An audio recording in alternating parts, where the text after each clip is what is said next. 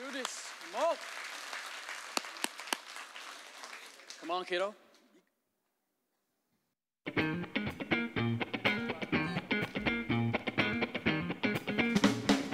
Kailanman o saan, walang pakialam. Tayo na't mag-umpisa. Tama na ang pagkapunyo tayo! Sige! Tayo magsaya. Alay ko sa ating mundo. Yan ang nais ko. Tayo natin sa linali. Sa tugtog ay bigyang saysay itong tunog. Yan! At sabayan, sabay sumama ka. Sige lang ng sige. O kailangan mong lagyan. Hataw na! Huwag kang mapagod. Hataw at galaw. Pagod ka. Hataw na! Nang ganyan ang lahat gumagalaw. Kaya hataw na!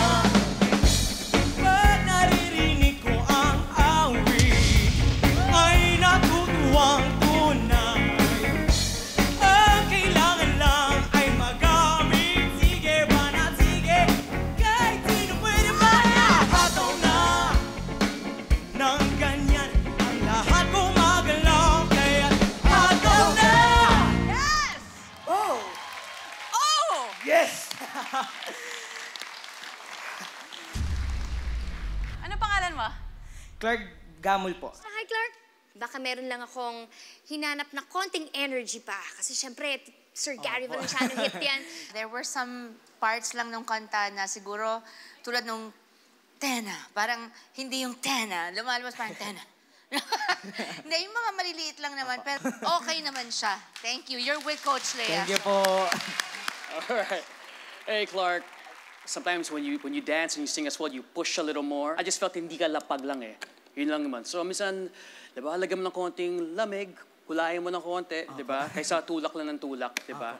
I liked what I heard and why I turned. Kasi yung intonation mo, I mean, everything was exactly where I wanted. Because intonation is one of the hardest things to teach. It's hard to teach somebody to be in tune. But what I need to start, you have. So I'm happy. So thank you po. very much for coming. Yes! Yes! This is for you.